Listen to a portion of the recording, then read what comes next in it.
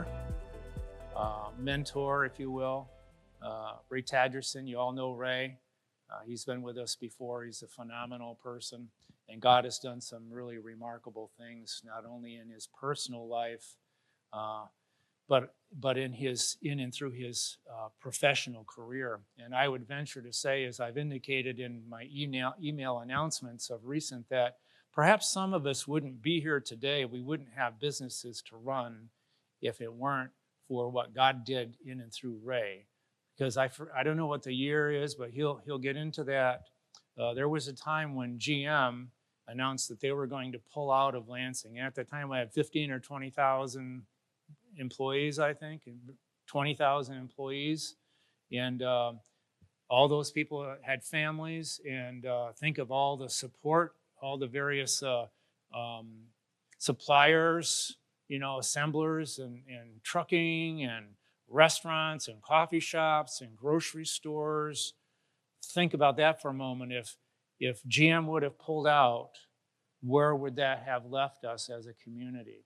And I think it's a phenomenal story of how God, of course, is all interested in saving our souls. That's numero uno for the Lord Jesus Christ, is to save our souls. But he's also concerned about culture, shaping culture. He's concerned about economics. He's concerned about, enterprise and commerce and education. God is concerned about all of it. He's the God of culture. And so when God uses us, it isn't only to save souls. It's to impact the world around us in tangible ways. And we can thank God and we can thank Ray and the people that he teamed up with for keeping GM here. And you're going to hear his story today. So let's welcome Ray.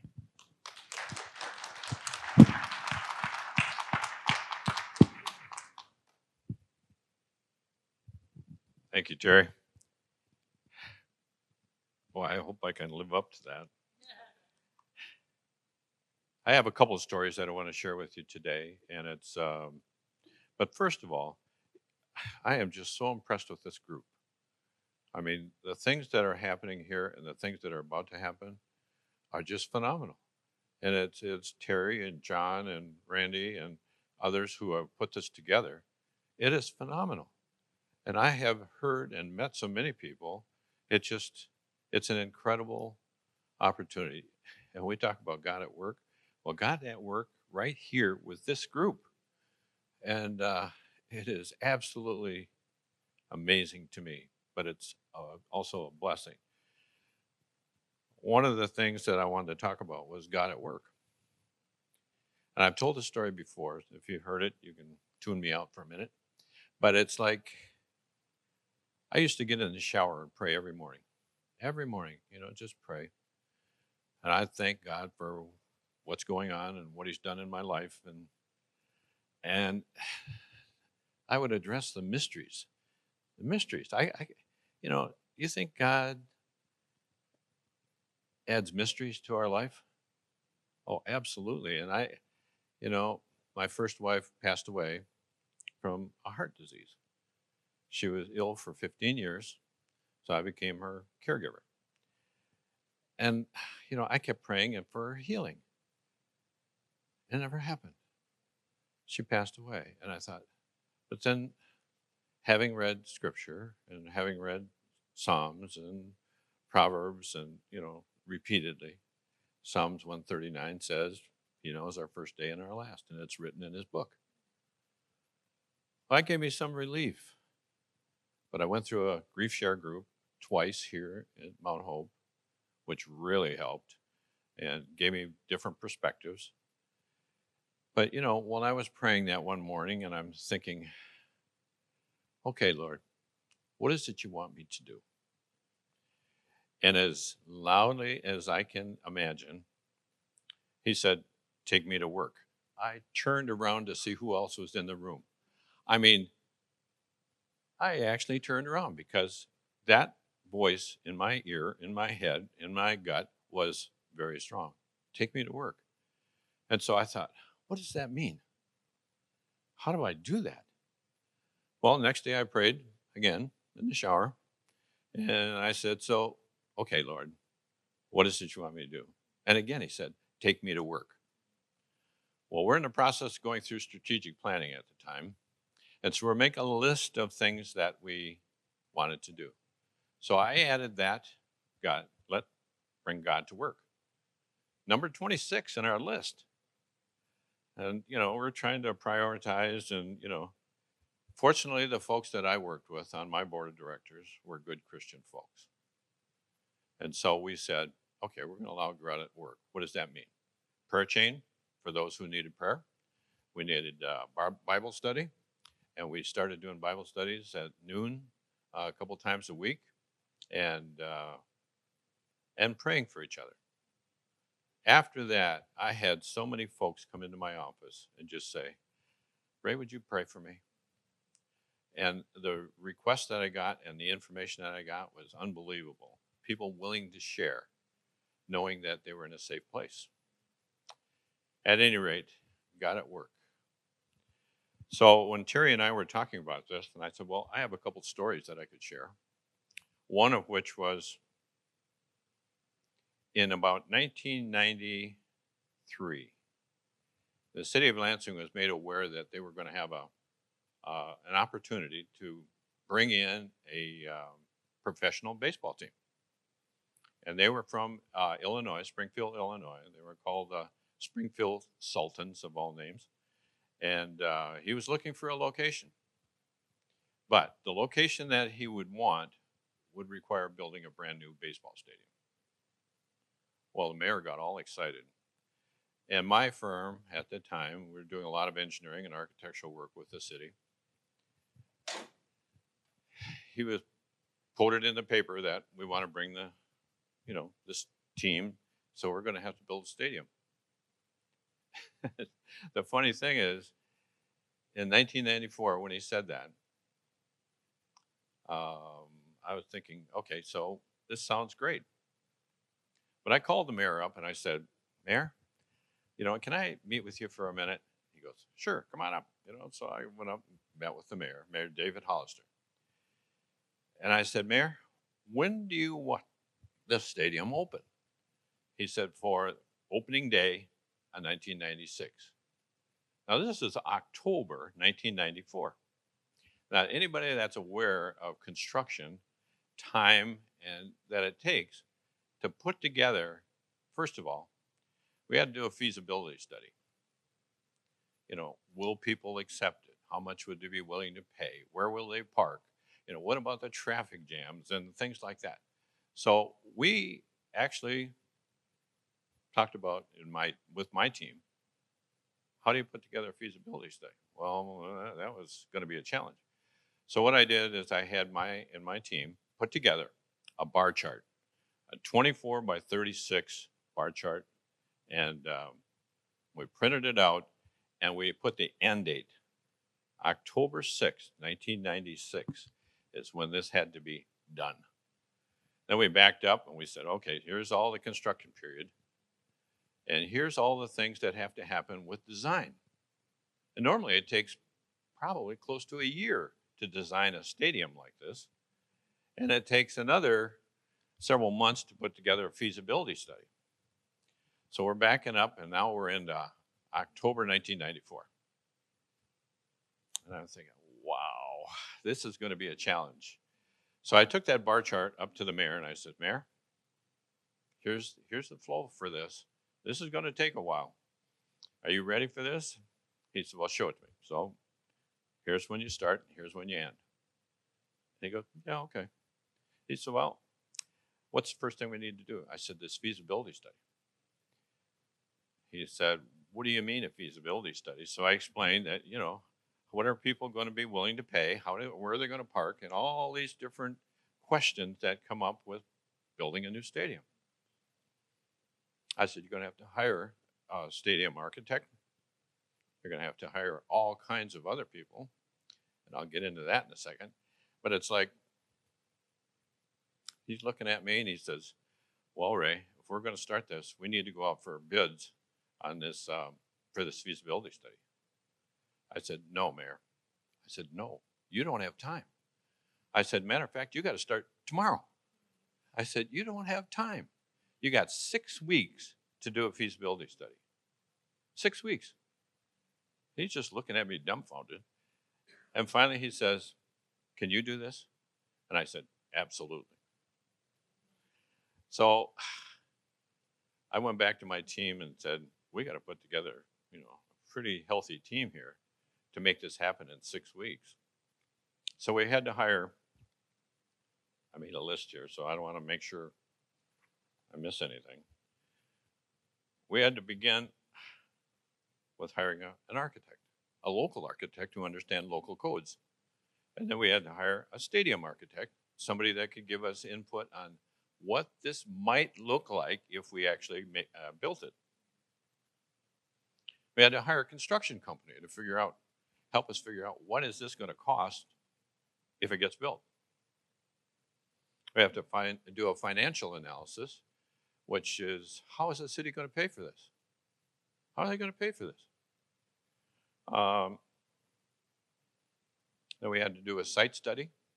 Where's this going to be? Well, when they first started talking about this, there were people from all over the city said, build it here, build it there, build it out in the township, build it, here, there, everywhere. And the mayor says, nope, I want it built downtown, right on Michigan Avenue. I want it on Michigan Avenue. And there's a primary reason for that. We're going to wipe out what was then known as Sin Strip. Sin Strip, right now where the convention center is, used to be located, and it's like, this is where we had all these adult bookstores and, all these, whatever those kind of things are. There was a ton of them down there, and the mayor wanted them wiped out. Now, so we had a feasibility piece, and looking at it, it's like, it's not going to fit. It's not going to fit. The site between Cedar and Larch was not wide enough to fit a stadium in there. So he says, what are we going to do, Ray? I said, well, only one thing you can do. You got to move the streets. Move the streets? Are you serious? I said, yeah, you got to move the streets. So I worked with MDOT and I worked with a county, and we redesigned those streets. The total amount that we had to move them was about 10 feet. And the reason he had to do that is because the distance down the foul lines had to meet a minor league baseball stadium standards, which is really about 310 feet. But you couldn't get 310 feet with those existing streets that way. So we redesigned the streets, and we started building them, eventually. But anyway, those were just part of it. Now, once we had identified that this is where it would probably go, then we had to tear down all those buildings, buy up those sites in order to be able to build this. So it was like going and negotiating with all these business owners that we want to buy your site. Of course, all of a sudden the price goes out of sight. It's like, oh, they need us, they want us, so we're going to get some money out of this. Well, we then had to hire a public relations consultant, somebody to help us with the press release, and somebody with, how are we going to spin this to the public? Then we had to do a marketing analysis, which was, will this thing fly? If we build it, will they come? It's kind of thing. And so we got another firm to do focus groups. We brought people in from the public, as many people as we could, to sit down with this focus group team. And they was behind a two-way glass where you could sit behind there and watch the focus groups being asked all kinds of questions. So what would it mean if you were to go to a baseball stadium game? And they were worried about, what's it going to cost for a ticket? What's it going to cost us for a beer? What's it going to cost us for a soda? What's it going to cost for popcorn? All those kinds of things. And can we get, baseball gear? Can we get hats and shirts and stuff like that? Well, no, they still hadn't picked a name for the team, but at that point in time, they were trying to do the analysis of whether or not people would show up. Where are we going to park? Oh, we got parking ramps. That's not enough. So we had to hire a parking consultant, traffic consultant. And then we had to hire a geotechnical firm, because once we tore those buildings down, Now we're going to have to do soil borings to find out if there's any contamination in there. And if there is, what are we going to do about that? Well, when we started the layout for the stadium, it would fit between there if we moved the streets. And so we figured that out. But now you're going to have to dig a hole. So I said to the mayor, here's the story that we have to think about. If you're going to open this in 1996, the spring of 96, that field is going to have to be established in 1995 because you're going to have it all graded, all seeded, sodded, whatever, and you're going to have drains all in and all those types of things. Well, we had to dig this monstrous hole. Have you all seen the stadium? So, the big hole that's there, that dirt had to go somewhere, and it had to be tested. So the geotechnical firm had to, do the analysis on the soils. Were they contaminated or not? And if they were, then you had to stockpile it until you figure out what's in there, and then how do you treat it before you dispose of it. Talk about a complicated process. And this all had to be figured out in this 6-week period. So I was trying to manage all these different groups and trying to get them to, figure out. I'd meet with them more than weekly, as often as I needed to make sure they're progressing. And what they did then is they got together with me, and we had to write a report, which I had to take to the city council. And we had a brief drawing, which we shared with the city council. This is what the stadium's going to look like. Oh, great. Well, here's the feasibility study that we did.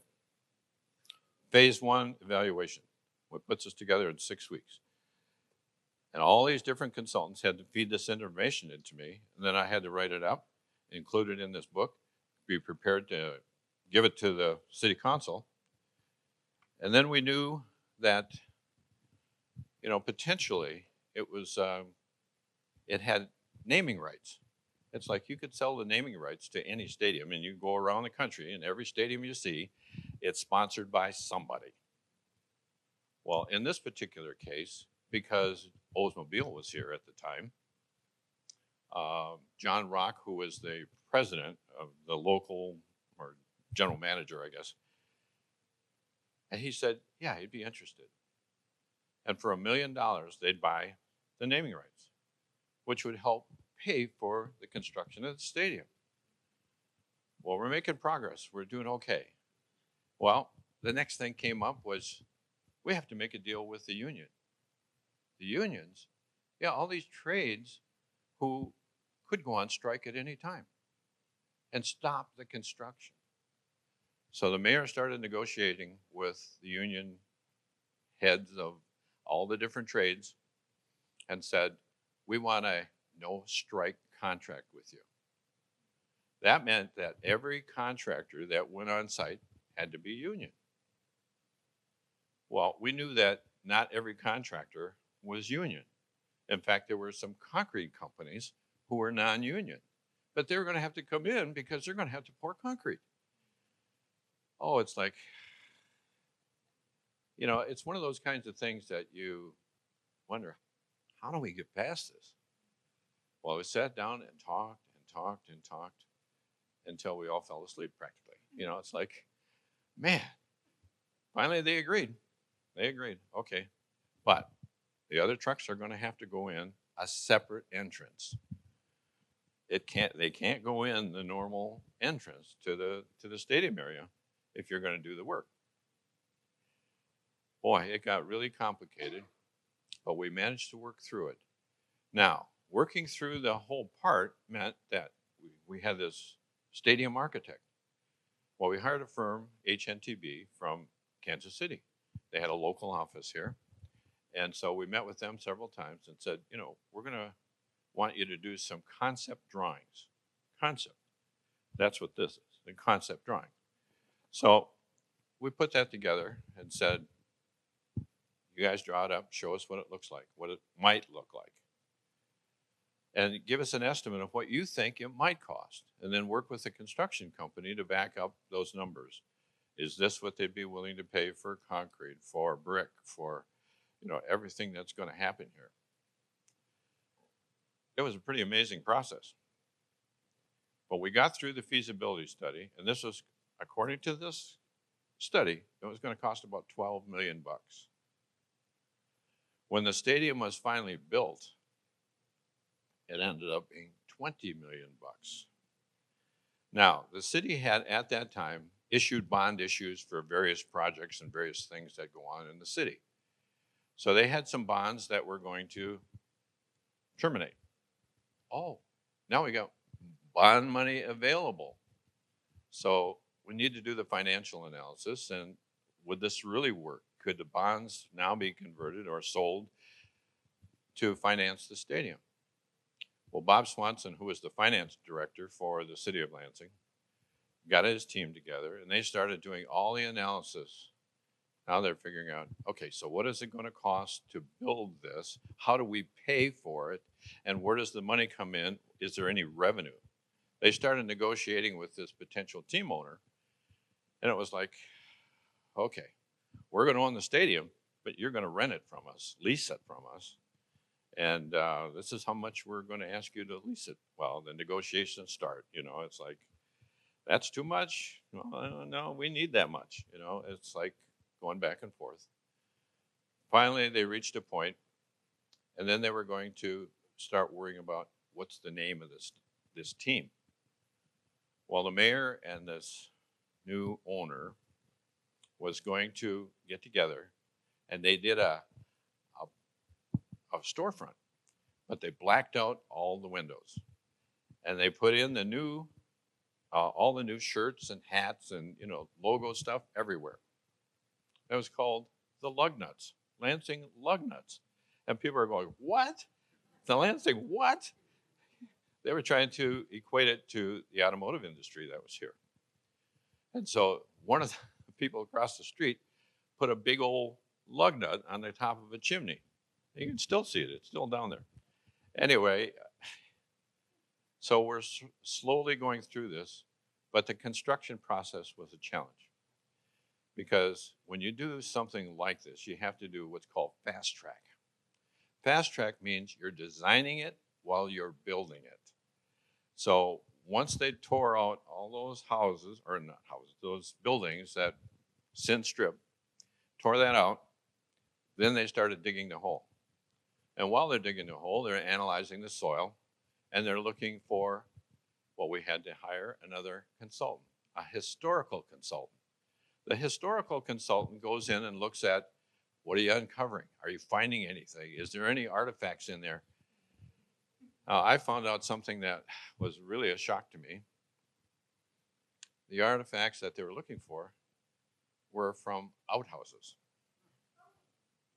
So what they found in, there was old newspapers and magazines that had been used at the time. And so every once in a while they'd uncover a newspaper. You probably couldn't read it, but it showed that something had happened there. Years and years before, this was also a railroad yard. And with that came oil, seeped into the soil, and all kinds of other contamination. So they were finding that they'd have to store this soil, and they couldn't take it anywhere until they figured out what they're going to do with it. So we're looking at all this complicated stuff going on at the same time. Now, this stadium architect is in the process of building or designing it. This is what it's going to look like.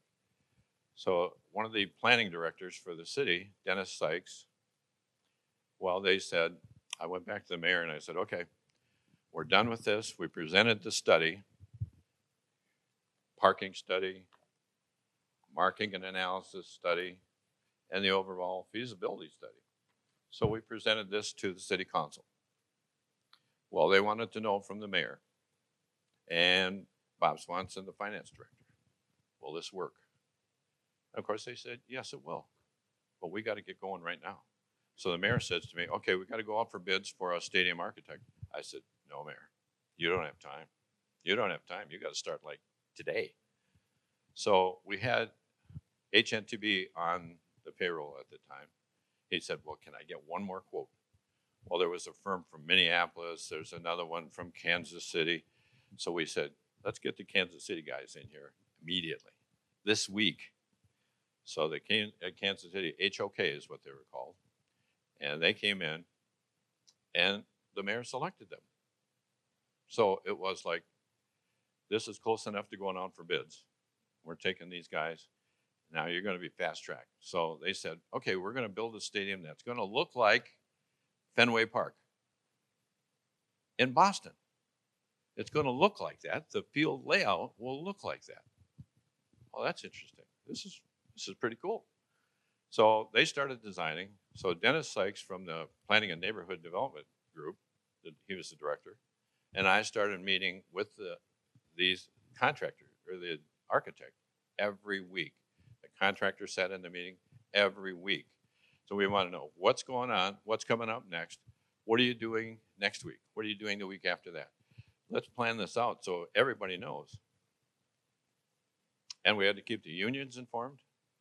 We had to keep the press informed. Now, any construction job, John knows this, there's always issues that come up that you didn't expect. Every time.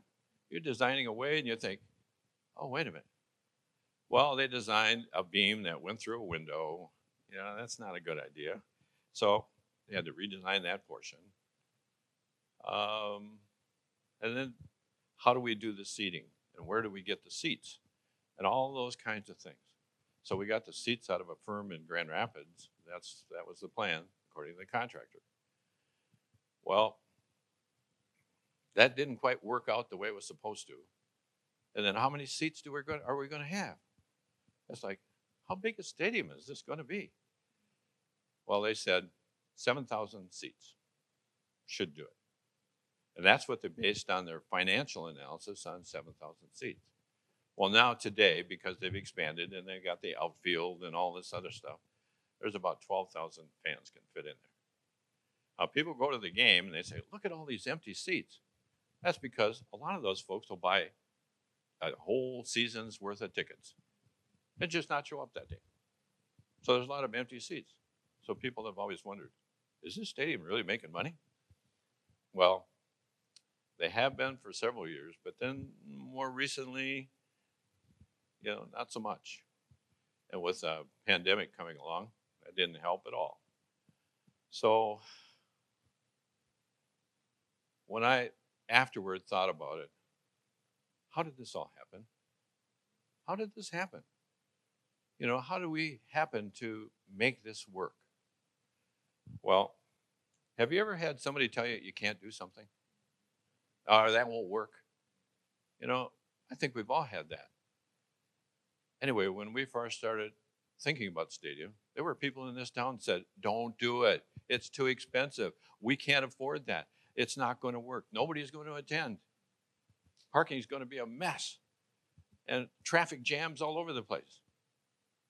Anybody gone to a game? Yeah, a lot of people. And every time you go, do you see traffic jams? Parking issues? No. It's all worked out. So when I think back on how all this came together, the right people had to be in the right seats at the right time, doing the right things for the right reason, and with the we're going to win kind of attitude. Now, how do you bring people like that together? I don't know. I'm an engineer and I was trained as an engineer, and it means I trained to be a problem solver. And so every problem that come up. But, when I was in the 8th grade, I said to my teacher, I want to be an engineer. He said, no, I'm not sure you want to go there. That's a pretty tough route. I said, well, that's what I want to be. I got 10th grade and I said, I want to be an engineer. And they said, well, I'm not sure that's good for you. What would you suggest? Well, maybe being a teacher. I don't want to be a teacher. I want to be an engineer. So I got in college up at Lake Superior State, took an aptitude test, and the guy says, what do you want to do? I said, I'd like to be an engineer. He goes, oh, probably not. I think that's the wrong direction for you. I said, I'm going to be an engineer. So by the time I graduated from Michigan State, I had enrolled in a dual program, one to be a landscape architect and an engineer. Well, the landscape folks said, you need to stay in the landscape school. We're having accreditation problems, so we want you to be a landscape architect. I said, no, I want to be an engineer. So I quit landscape architecture, became an engineer. Now, how does this all play out? How did I know that that was going to take me from that position in the 8th grade to becoming an engineer, to becoming somebody that was going to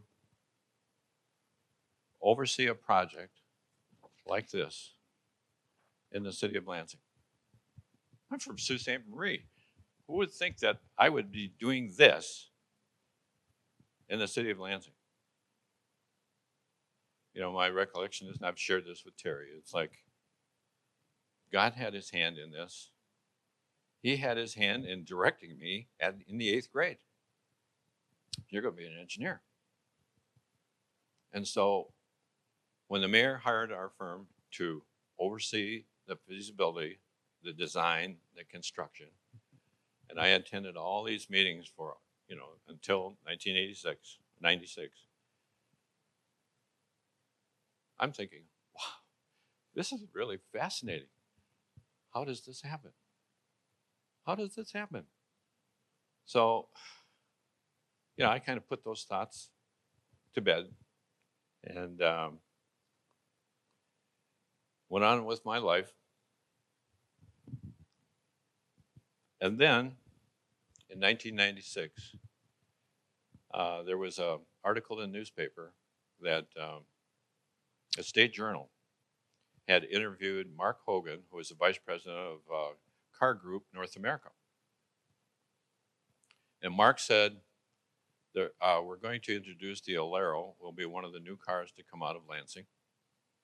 But once it runs its period of time, which is usually a car vehicle models have a life of about 5 years. He said, so after 2005, we won't have any new product for Lansing. The mayor was shocked because he was told this in 1995, but it didn't come out in the newspaper until they interviewed Mark Hogan. Well, the mayor was trying to keep it under the radar because he wanted to see what could we do. Is there any chance that we could convince GM to change their mind? Well, we went down and met with Mark Hogan, and because I had gotten involved, the first thing the mayor did is, what are we going to do? I said, Mayor, we need to go down and look at Toledo. Toledo had run into the same problem. Jeep was going to move out of Toledo. They're going to move into a neighboring township because the plant was old and it wasn't as efficient anymore. So they did that, and they wanted to move. But the city got together and created a campaign called Toledo Loves Jeep. Toledo Loves Jeep. Now, what they did is put this big campaign together. They tore down 300 homes and businesses, tore them down to create a new site for a Chrysler plant, Jeep. Well, that convinced Chrysler and Jeep to stay in town. They had to give them tax incentives and so on, but they stayed in town. So I said to the mayor, I wrote him a letter, and I said, we should be doing something like that. So he sent a contingent down, three of his associates, business directors in the city, and me down to Toledo. So we went down and met with Mayor Finkbeiner. That was the mayor at the time. And can you explain to us how you did this?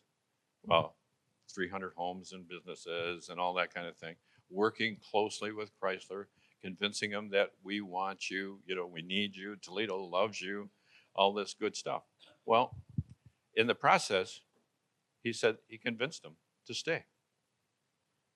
So we said, all right, we got to go back to the mayor and tell him Dennis Sykes, Patty Cook, and Bob Swanson and I need to go and meet with the mayor now and tell him what we heard about Toledo. Well, he was fascinated. And by the time we got done talking with him, he said, I want to take what he's going to call the Blue Ribbon Committee to retain GM. The folks that were going to become a part of that group. There was about 20 of us. We got on a bus. We rode down to Toledo. We spent all day listening to all the things that they did, every piece of what they had done. So by the time the end of the day, we're walking out to the bus, and what we learned is that the city had hired an engineer to run this project. And the mayor says, wow, that's interesting. We're walking out to the bus to go back to Lansing. He goes, Ray, can you do this? I said, absolutely. I got out on the bus and I thought, oh my God, what did I just do? What did I just do? I don't know how to do this. I got back on the bus, and by the time we got back to Lansing, I figured we'll do the same thing that we did for the baseball stadium. We'll put together a team of folks and we'll put together a plan. So he said, so what would you recommend? I said, let's develop a strategic plan that outlines every aspect of what we need to try to convince GM. So we started putting together a list of committees. First, that were going to be a part of the Blue Ribbon Committee, and it was like a regional focus group, financial analysis group.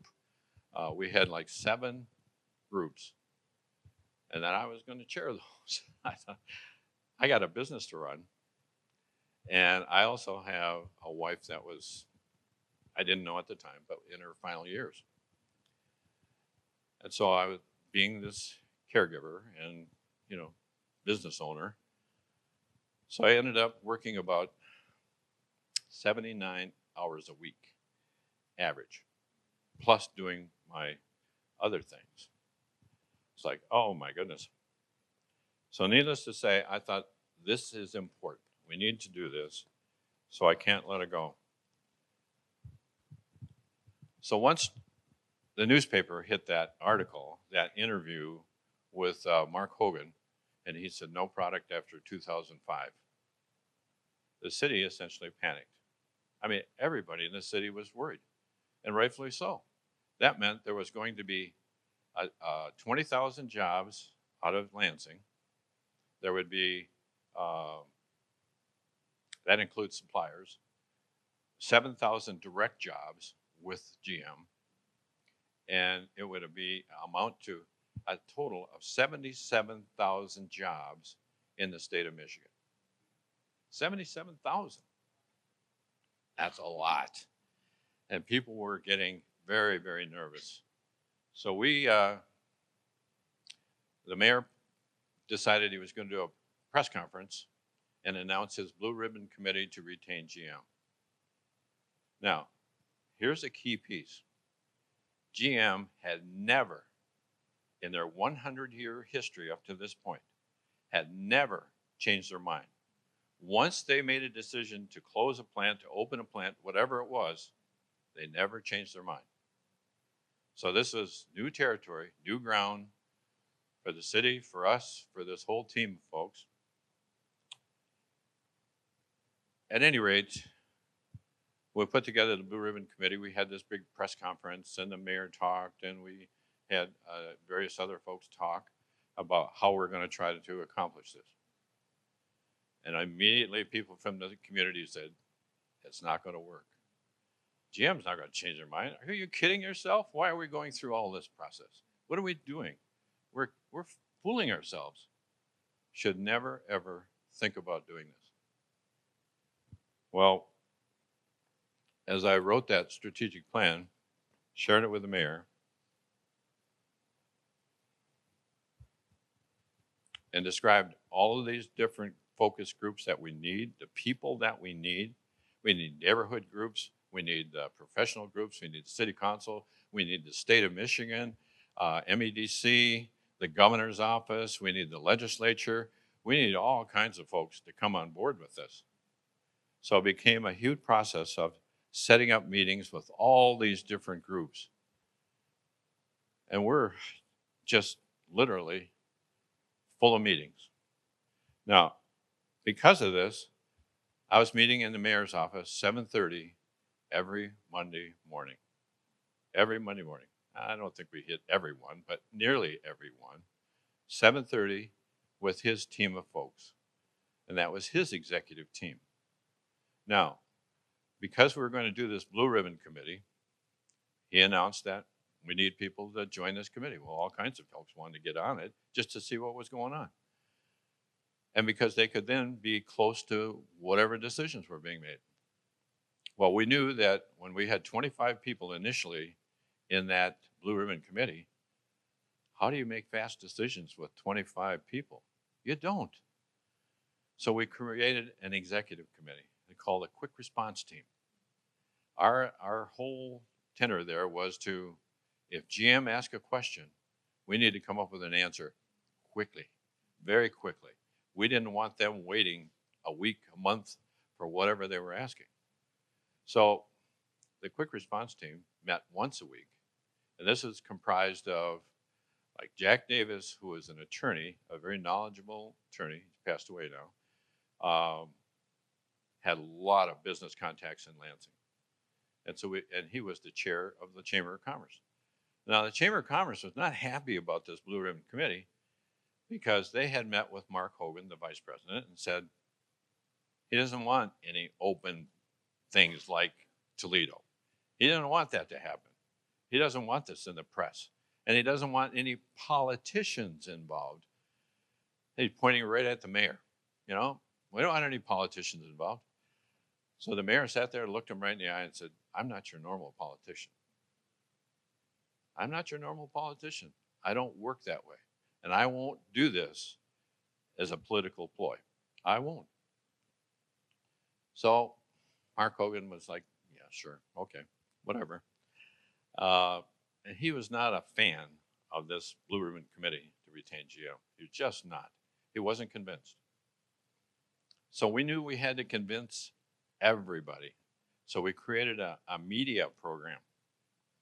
We started putting up billboards all over town, and we'd move them every 2 or 3 weeks. So it looked like they were everywhere. And so, and what did it say? Lansing works, keep GM. Lansing works, keep GM. That became our slogan. So we're doing this all over town. Now we're going to create a jingle to play on the radio about Lansing works, keep GM. So the jingle was professionally put together. We played it on all the radio stations, and they were doing it as, you know, PSAs. They're for free kind of advertising. So the radio stations were doing good, but then the TV station said, what about us? So we did a video, and it's all about showing the lines of work, you know, in the plants and all the different folks. And so now they start showing up on TV. The reason is we wanted GM leadership to hear the message. We wanted them to know that we want GM here. And when we had all those jobs at risk, it became pretty easy for us to focus on that. And GM, with their wisdom, said, well, I don't know what we're going to do because we've already made the decision. So with this happening, and we knew that the Alero was going to be a new launch, a new product for Lansing with a short lifespan, Jim Zupkus, Art Baker, who was the head of 652 Union, the two of them got together and decided that they were going to launch the Alero on the second shift. No one had ever done that. No one. Because you don't launch a brand new vehicle on the second shift. You launch it on the first, where you got all the engineering, you got all the resources available in case you had a problem. Nope, he wanted to do it on second shift. So they launched it on the second shift. And the mayor and his wife got to drive the first Alero off the line, driving down this whole line of folks that had just been working on these cars. And they're all cheering and laughing, and people had tears streaming down their face. It was the most successful launch that GM had ever done. And it was on the second shift. So it was like, oh man, this is really cool. So, I mean, you got television stations there, you got all the reporters there and everything. Now, Mark Hogan says to the mayor, because he was coming to town frequently and meeting with the different folks, and he was in charge of launching the Alero. And also, he had the other Oldsmobile products that were brand new at the time that were being launched in other plants. But this was really significant because it was second shift. So when the mayor says, well, what did you think? Hogan says, well, it was so impressive that we'll even consider you for the next product that we're going to launch. And it'll be, could be in Lansing. And what is that? Well, they were in Eisenach, Germany. They were producing Cadillacs. And the Cadillacs were, pretty well received.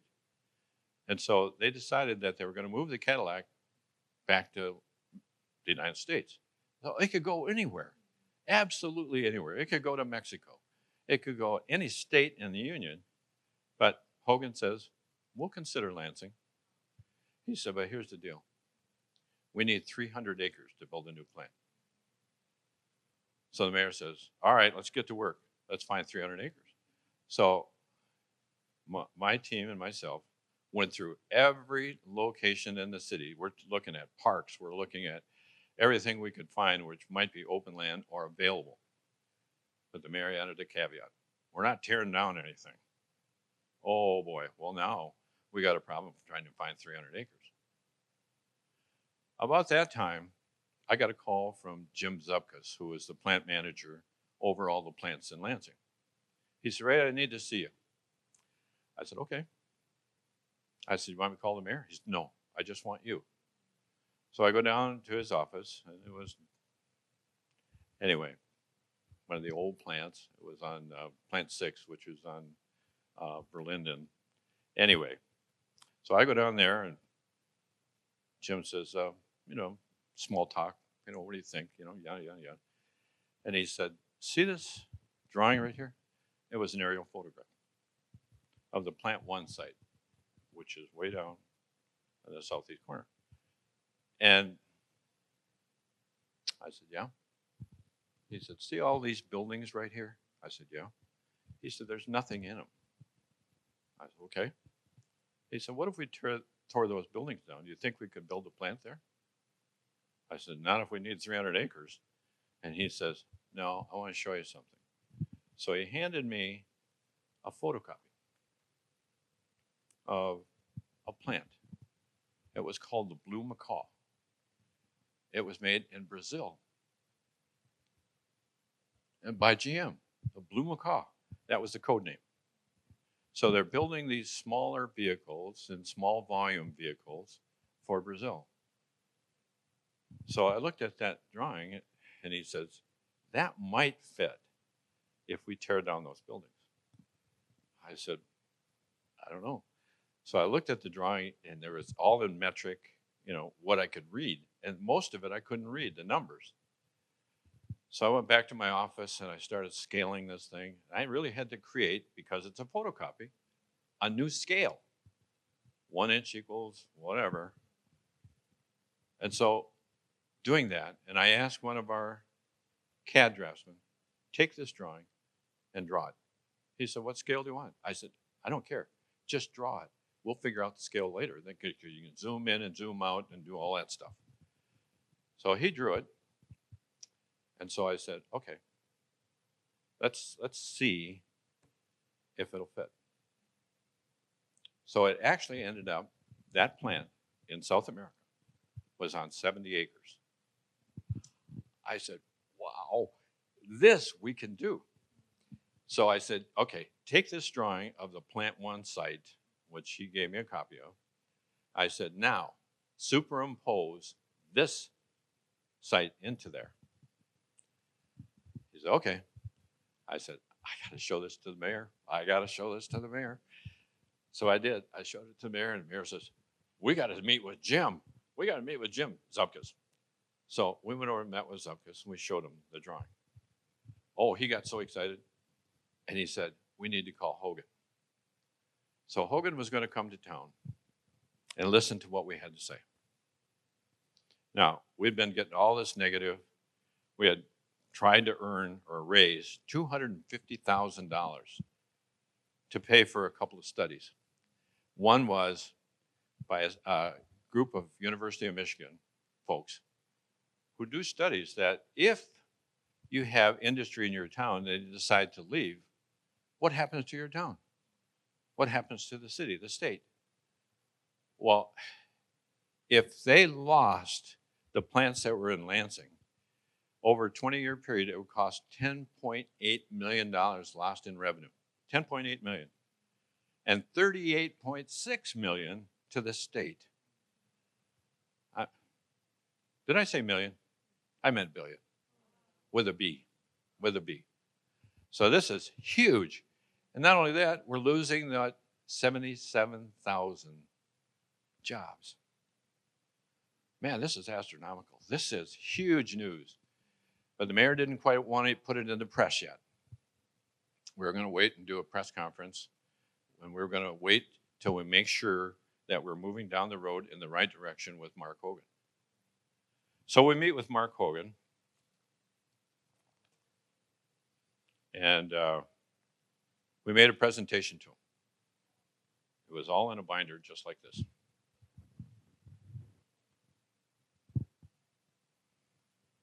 And it's all about Lansing Works, Keep GM. We put everything in there we could think about. You know, what was the population of the metro area? What is our commute time from getting one side to the town to the other? Where's the railroads? Where are the highways? Where is the airport relative to this potential site? And so we're sharing all this information with him, with Mark Hogan. And we get to a point, I don't know if I can do this. Anyway, maybe not. In the back of this is that drawing superimposed on 7 different sites. We had secondary complex, we had other sites out in the township, we had, sites everywhere. But the big one was Plant 1 site. The Plant 1 site. And why was that so important? Because if they built a new plant there, they wouldn't have to tear up all the soil, put in all kinds of new infrastructure. It would be all there. And not only that, we could save the west end of that facility where they were building now Malibus. And I forgot what the other car was. But they're building new cars there. So they didn't have to stop production. Mark Hogan understood what that meant. So he looked at that drawing and he said, "Where did you get that?" I said, "Research." He just kind of looked at us like, "Yeah, right." Well, Jim Zupkus had told me, "Don't you tell anybody except the mayor where you got that drawing." So needless to say, I didn't tell Mark Hogan that until years later. And he said, "I knew it. I knew where you got it." Anyway, so Mark Hogan became a big fan. But it wasn't done yet because they have to build what they call a business case.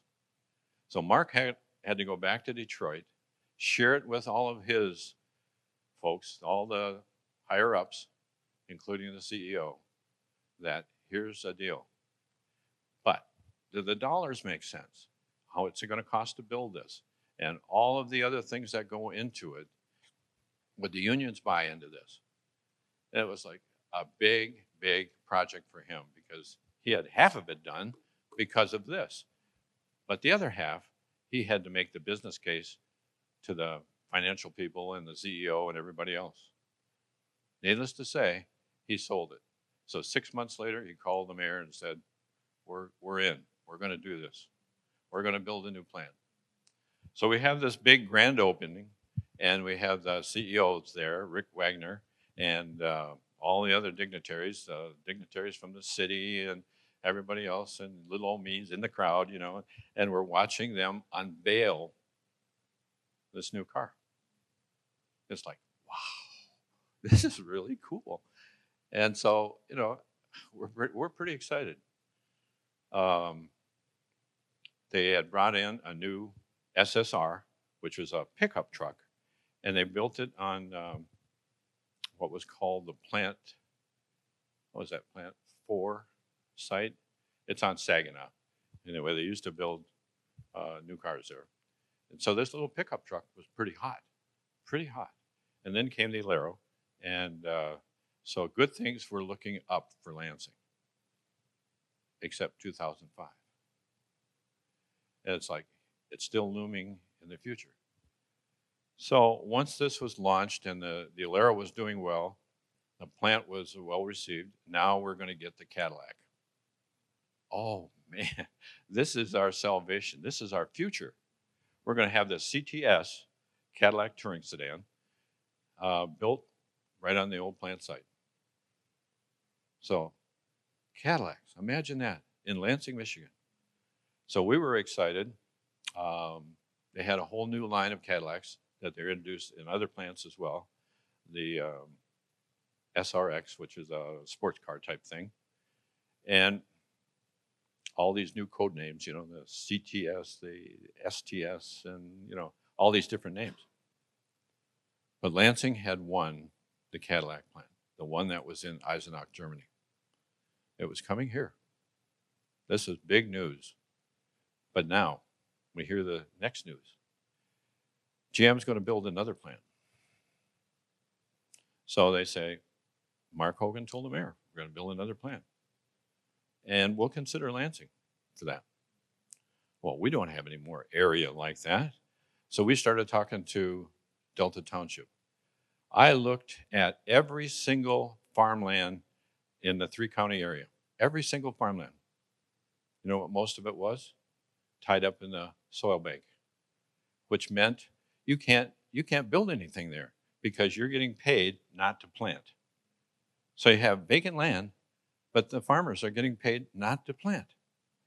And they have a contract that has a certain length of time on it. I think most of it's like 20 years and some of it is lifetime. So I went all over the place with the guy from the real estate, GM Real Estate. We looked all over, and we ended up looking at what's called the Kreitz property, where the new plant is now. Well, the Kreitz property was owned by the Kreitz family, but they had a huge amount of property that was not in the soil bank. And so we're looking for at least 300 acres. Now GM changed their mind. We want 1,000 acres. And so they negotiate with Mr. Kreitz. He wanted a lifelong lease for his house in the middle of that property because he was raising horses and he wanted to maintain a little horse farm. They worked it out with him. So he had a lifelong lease. But once he passed away, the property would become GM's. So now they own 1,000 acres out there. So what are they going to do with that? Mayor Hollister said they're probably going to build another plant. What do you think? And we're saying, yeah, we hope so. They haven't made that decision yet, but that land is still available. Now, when they decided on that property, they needed 3 things: access to highway, access to railroad, and access to the airport. That gave them all 3. And so when I was helped selling that to GM, that we have that. We can show you the drawings. We can show you what we did on that Plant 1 site. And to date, at that time, GM now invested over $3 billion in new plants and new facilities. But now they've invested even more. They've added on to the Plant 1 site. They're going to add on to the site out in Delta Township. It just keeps growing. And all because a group of folks said, we can convince GM. Now, here's the question I'm asking is, absolutely. I think, how did this happen? They wanted an engineer for the baseball stadium. They wanted an engineer for the GM project. I just happened to be in the right place at the right time. And I look at, all the history that I had and all the background. all the experience that I had, and people were telling me, no, you don't, engineering's not for you.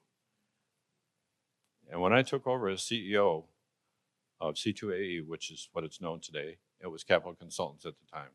When I took over that company, my predecessor said, I'm sorry, Ray, this firm's not going to last 5 years. Well, I retired at 20 years into the business, and it was growing. I went from one office when I took over to 4 offices when I retired, and now they have 7, 2 in New York, and the rest are all in Michigan. So how does all this happen?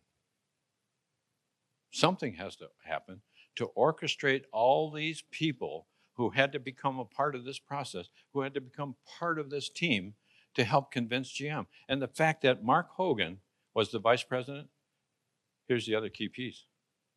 He's the guy that helped oversee and design that plant in Brazil. He's the guy. And when we found that out, I was like, oh, no wonder you wanted to know, where did you get that? Because he recognized it right away. And he knew that it would fit. He knew that it would work. So they used that same footprint, only on an expanded basis, out in Delta Township. Wow. I mean, I had never been so excited in my whole life. But when I look back on it, I said to Terry, God was in the process to bring all these right people at the right time together and to do all the right things, and then to work with Mark Hogan, who was key to that Blue Macaw and key to making a decision about Lansing. I think, oh, God is so good. He is so good. So does he work in mysterious ways? Here's the other key piece about me. In the middle 1990s, I was a firm believer in God. But I didn't go to church. I wasn't reading the Bible. And, it's like I'm just living my life, using the skills that God gave me, whatever talents he gave me, using those to the best that I could. Well, when my wife got sick, I said, we need to go to church. We started coming to Mount Hope. And of course, as I told you, she made it to 2006. And a doctor had told me, with her heart condition, she'd be lucky to see 60. She died about 2 months before she would have turned 60. But, the tragic part of that was that I wanted it so badly. But here was God moving in my life through all these other things, helping me create these things and do things like this, and having somehow the wisdom to put together a strategic plan, the wisdom to put together these teams, and that wisdom came from somewhere.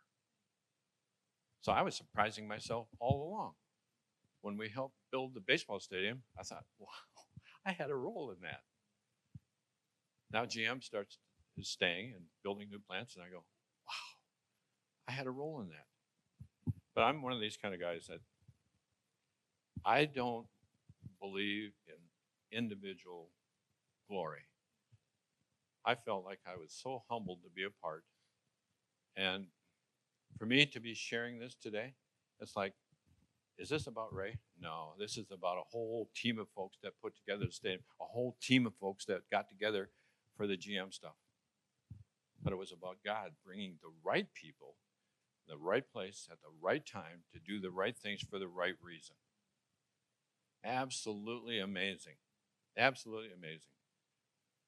So in August of 2000, my wife and I gave ourselves to the Lord right here at Mount Hope. Pastor Dave did an altar call and we answered. And for that, I feel entirely blessed. My life has been so blessed beyond imagination. Because after my wife passed away, it was a few months later that supposedly I'd gotten an email from a former acquaintance. I had dated a girl in high school for a very short period of time. I was a senior, she was a freshman.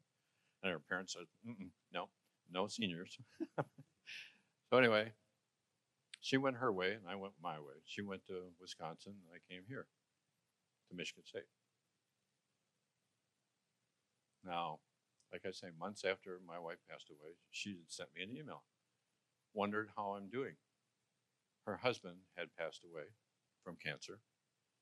I told her my wife had passed away from a heart condition. So we decided to get together, and we met, I think, 3 times. Went to Sault Ste. Marie, where we're both from. She grew up 3/4 of a mile from me. Anyway, we met at Applebee's, and we just talked for 3 hours, trying to catch up, you know, about our kids, about our previous marriages, and, all kinds of things. So we did, 2 months later, we did it again. And 2 months later, we did it again. And this time, we brought our mothers who knew each other. And so there was a 45-year gap where we had none, no contact at all. Now, how did that happen? After my first wife died, my sister, who had come to stay with me for several weeks, was flying back to Arizona where she lived. She said, "Raymond?" I said, "Yeah." She said, "I've been praying about something, and a name came to mind." I said, "What's that?" And she said, "Diane Graham." I about fell out of my chair because she's the woman that sent me the email. I said, "Now, how does that happen?" And we both agreed it had to be God that brought us back together. So I see God in my life everywhere. Now, do all my prayers get answered? No. Do I understand them all? No. This is the mysteries that God has for all of us. So when I've been asked to present and talk to Michigan State students about this project, the GM project, I say to them, you are students. Do you ever see yourself in the position that I found myself in as a graduate of Michigan State? That all of a sudden you're going to be called to do something like this? Do you see that for yourself? And most of them are going, "Yeah, right, But somebody will. And my guess is most of you have been called to do something. You may not know what it is right at the moment, because I didn't know. When I was in the 8th grade, I had no clue this was going to happen. And for me to be from little old Sault Ste. Marie, to come down here and to be involved in this kind of stuff is absolutely amazing. So we decided that we were going to document this. We did a documentary film. And we were going to put it on public TV. And we did. And at first they said, you can only have 60 minutes. Then public TV said, no, it has to be 54 or less. Okay, so we now clip. We did this documentary and we interviewed all the folks that were involved with the GM project, or most of them, and get their impressions now that this was done, and what we had accomplished and what we had achieved. So we ended up with it ended up being on WKAR for like 3 years. And we put the documentary out in 2014. And I think Terry came to that opening. I don't remember, I'm pretty sure you did. Anyway, lots of folks came. We had a grand opening. We were going to show this video for the first time at the the theater in Okemos. And so we had a private showing. We did it 2 nights in a row. And the place was full, just full of people, because they wanted to see what had happened. Because now we were telling the inside story that most people didn't know about, because we had to keep a lot of stuff under the radar with the media so they didn't go crazy with it and start saying things that weren't true. So after that, we wrote a book. This was called Second Shift. Wonder why? Second Shift, from crisis to collaboration. That's what it's called. Then somebody said, you should write a book. So we did. It's called Second Shift, the inside story to the Keep GM movement. that really gets into a lot of detail that didn't show up in the documentary because there wasn't room to do, the documentary. Somebody says, well, can you tell me the whole story? I said, you got 2.5 years? Uh, you know, so I said to Terry, how does this happen? I want to read you one little segment of the book. Well, maybe I won't because I can't see it. All my readers.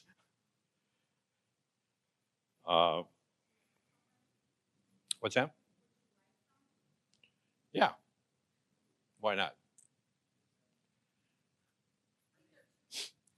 I knew I would forget something this morning. I have to carry them in my purse now. Okay. Oh, it worked perfect. This is a quote that's under the heading Ray Tadgerson. And it said, I've been told thousands of GM workers, supplier employees, and business owners across the state were praying for GM officials to change their minds. And obviously those prayers were answered with the building of 3 state-of-the-art facilities. Now we built 2 production plants and a stamping plant. Lansing was and remains the only community in the world to successfully change the minds at the time of the largest corporation in the world. The largest corporation in the world. Now, I brought a couple of these books that I want to give out today. So I'm thinking of numbers between 0 and 100. And so if somebody can tell me what that number is, you'll win a book.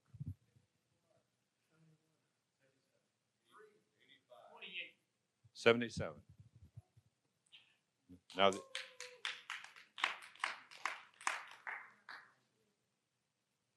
these are fully autographed by the authors. Thank you, brother. You're welcome.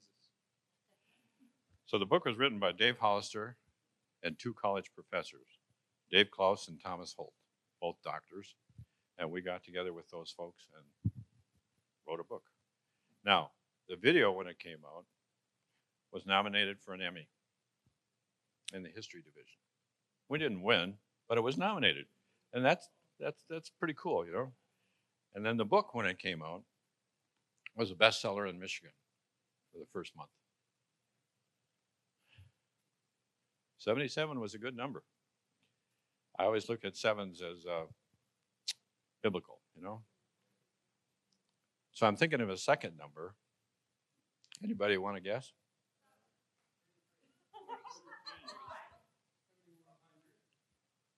Oh, keep going.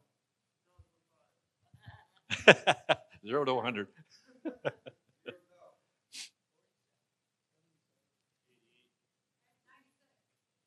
88's the winner. And I also understand that 88 is also a biblical number.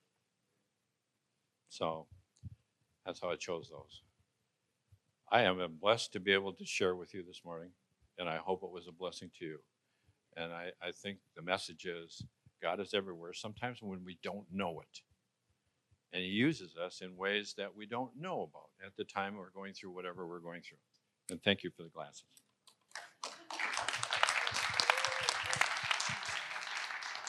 Oh, Terry would like me to do a Q&A, so.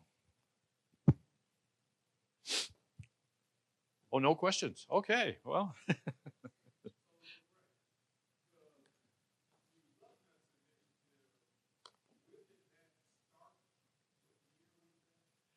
The initiative started in 1993. The mayor had heard from the owner of the team in Springfield that he wanted to move. But the mayor didn't do anything with it then. I mean, they brought together what he called the Blue Ribbon Committee at that time to bring the baseball stadium. But it failed. It didn't go forward. So then in 1994, the mayor wanted to really get this going. He really wanted to do it. But then he ran into this snag that, he wanted by 1996. Guess what? It ain't going to work. So that's when I sent him this memo that we got to start today. And when he said, we got to go out for bids, I said, no, Mayor, you don't have time. And that's when he said, "Can you do this?" I said, "Absolutely." Did I know how to do this? Absolutely not.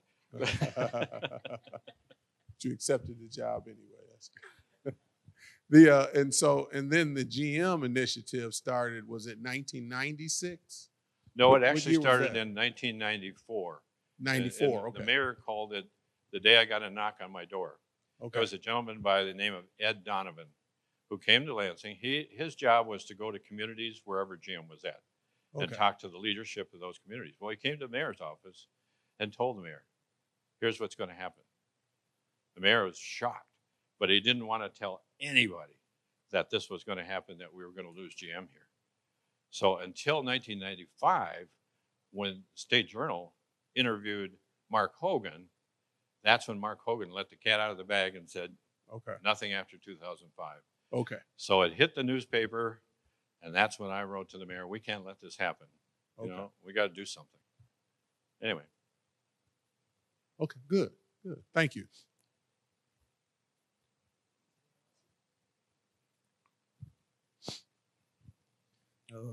Thank you for that. My question is, how did you navigate? Because I understand you said you gave your life to the Lord, and I'm guessing that those prayer habits started somewhere in 2000.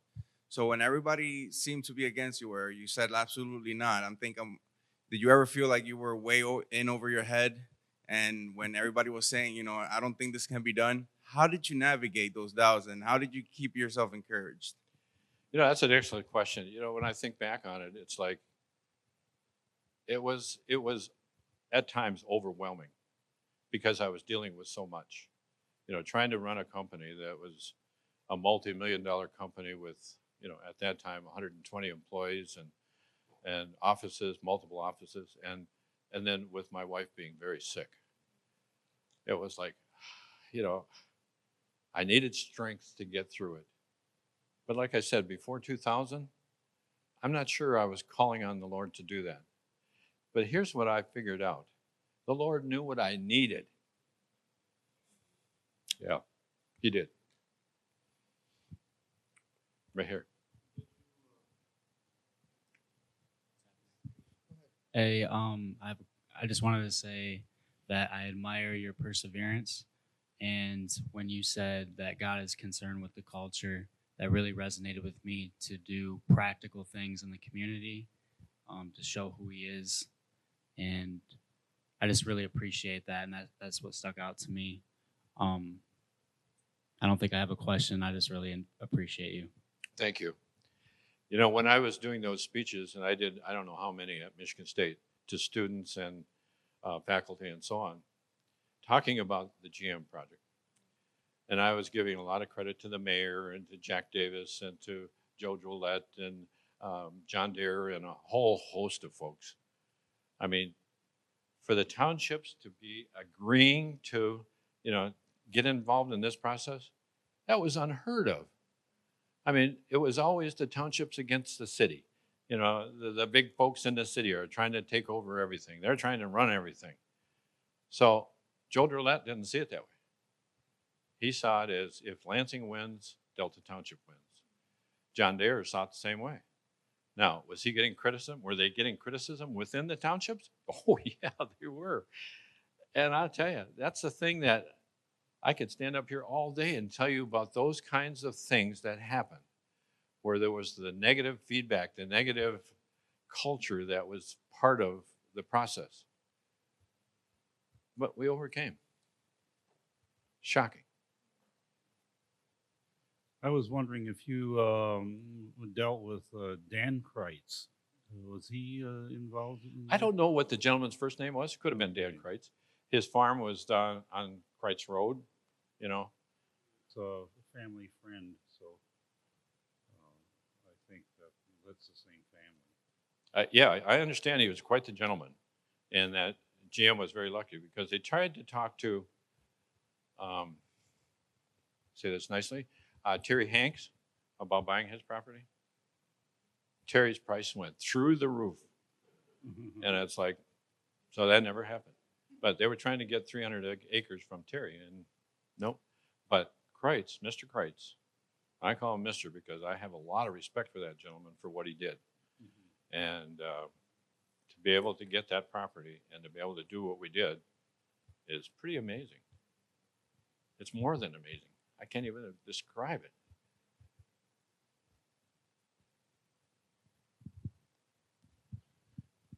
This is the first time I'm hearing about how you were involved in both those projects, and thank you very much for what you did to the Lansing area. I greatly appreciate it. What stuck out to me was saying that you were taking care of your sick wife at the time, but you were also working 80 hours, and obviously you didn't know how long she had. Is there any part of you that despite what you were able to accomplish, wishes that you would have spent more time? And I don't mean that disrespectfully, but is there a part, there's always a trade-off. Is there a part of you that ever second guesses the contribution you've given to the community versus what you had to give up in order to give that to the community?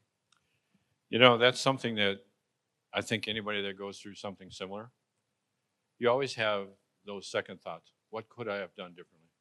I mean, I brought her to every healing prayer session that I could think of, and every one that was associated with the church. So in my heart, I truly believed she was going to be healed. I really did. But when she passed away, somebody said to me, she is healed. She's walking with Jesus now. I mean, these are times when you do have second guesses and you do have second thoughts. Was there anything different? And I look at it this way. God has a plan for us. He knows what our next steps are going to be and whether they're right or wrong. I mean, I look at the heroes in the Bible, David and Moses and, all the things that they did, and yet God used them and they became heroes in the Bible. Well, did they do everything right? No, they didn't. And so, it's like, I think I don't put myself in that category. No way ever. But I am a man who is after God's heart. I truly believe that. Thank you for asking. No, you're right. We haven't known you very long, but I don't think it's just by coincidence that our paths have crossed. Marnie and I talk of you quite a bit over the last few months, several months, and Wow. You've made quite an impact in our life with the few times we've heard you share, and I appreciate that. In regards to your wife, a friend of mine's a great songwriter in Nashville, Tennessee. He wrote a song called There Is a Hello After Goodbye. And our time here is just a snap of a finger compared to what eternity is going to be like. Yeah. So you'll be together again. But, That I'm sure and of. you'll be worshiping the Lord together. So I wanted to say this, though. We've been through quite a bit in our business the last 24 months. And we've had to put some things on hold to kind of just make sure the foundation is solid again. And we're just getting ready to start into September 1st. We're starting in a kind of a planning phase, I guess, if you will, and a lot of strategic planning, a lot of things that are going to be taking place behind the scenes and preparing for the next 5 to 7 years. And knowing that's coming about and some of the things that you've shared today with how you went through a lot of those different types of plans and whatnot, I've just got to say you've just kind of stirred a fire on the inside of me today that I don't know if I can wait till September 1st. I'm ready to go.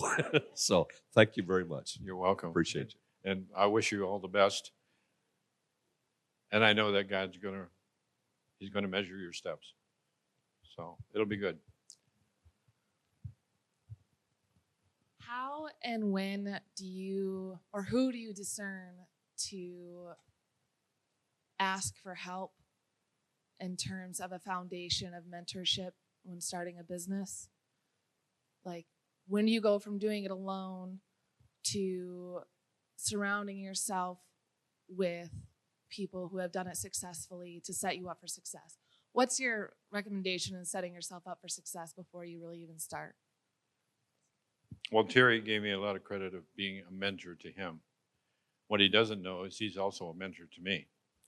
And, I measure his success by what he's accomplished. And the other folks that I've been associated with, there's been a lot. And in my consulting business, I've had the good fortune to help a lot of folks from where they were to where they are today, which is being successful companies. Now, Do I know everything that there is to know? Absolutely not. But I have lots of mentors. Like I say, Terry is a mentor to me because he gives me feedback. And sometimes I go, oh, never thought of that. And it's like, especially after we get together, and we do fairly frequently, at least once a month. And when we get together, he's got a list of questions for me. And as we go through those, I start to think about things that, oh, I'd forgotten about that. And I wonder if that would apply to what Terry's doing. Anyway, the answer to your question is find a mentor. And it's like not just one, the different areas of your life. I lean on the Dave Ramsey teaching a lot. Dave Ramsey is all about good financial planning. And so whenever somebody asks me a financial question, my first mindset goes to Dave Ramsey. What would Dave do? You know, it's like, how would he answer this? Well, and then there's the personal side of your life. You have a personal mentor, somebody you can go to, a pastor, somebody that can give you good feedback on where you're at, what you're trying to do, what you're trying to accomplish. So I always say there are many aspects of our life that we probably need multiple mentors. And just understanding which one do I need to talk to today. And approaching people is probably simpler than we think. Well, if I go to them, they're going to laugh at me. They're going to turn me down. They're not going to give me the time of day. No, that's not true. A good mentor is always looking for a good protege. And John O'Leary is a prime example. You know, when he was trying to run his business, he went to one of the best in his industry and asked him to be a mentor, the best in his industry. And the guy said, okay. It's like, wow, how does that work? And now John's being a mentor to a lot of folks. He and his wife, Judy, they're awesome mentors. Terry is mentoring a number of folks, and he is awesome at what he does and more than willing. And I think back on my career and all the folks, I'll tell you a real short story first. My mentor was my predecessor, the CEO at the firm that I was with.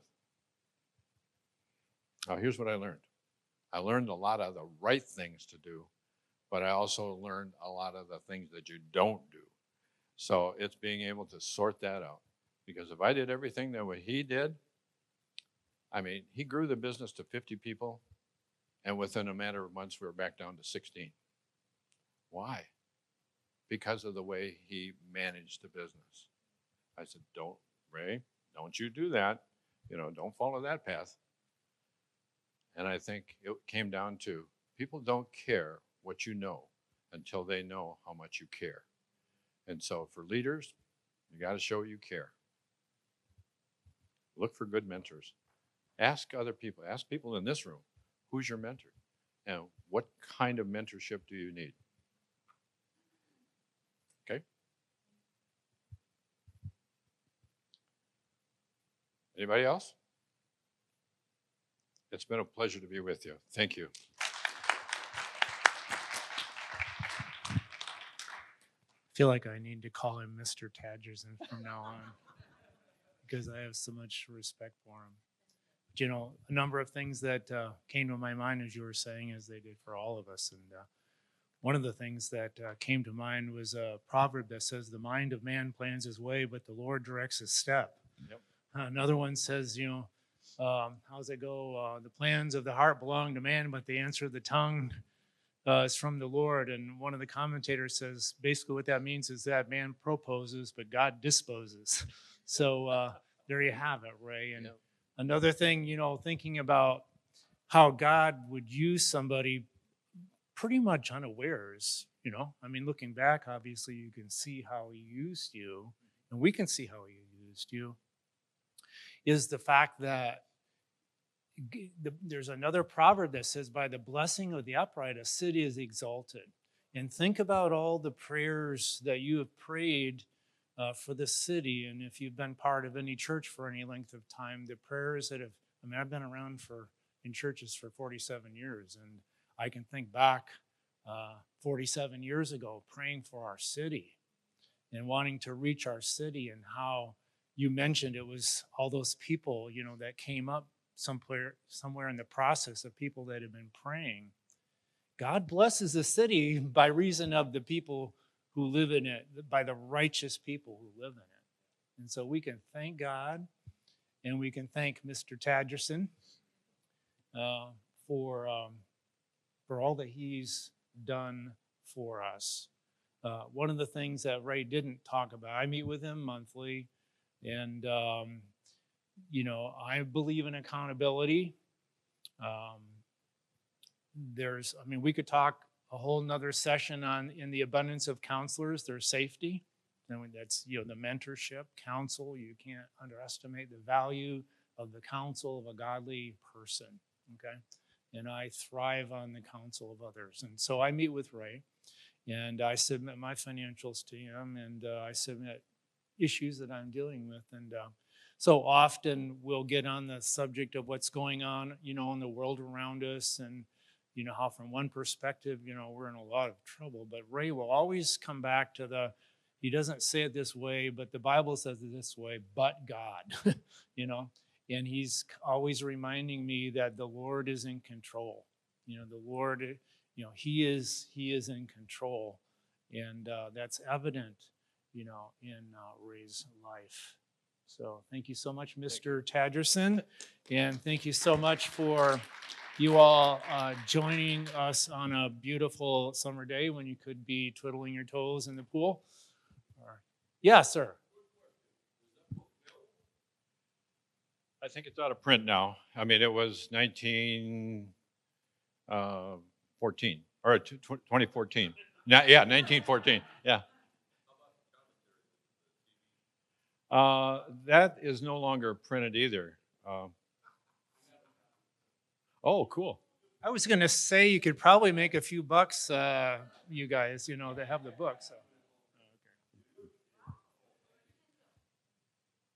I think it's out of print, but we just got, because we did this through McGraw-Hill, they published the book. They sent us recently that you could hear the video recording of the documentary.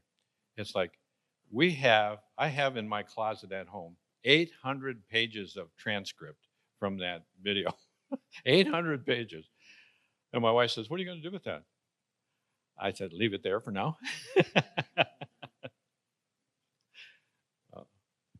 Okay, well, Father, we just give you thanks again for allowing us to be together, and we thank you for you initiating the King's Group and all that you're doing in and through we who are the King's Group and all that you plan to do, God. We are so looking forward to the future, because the future is bright for those who walk with you.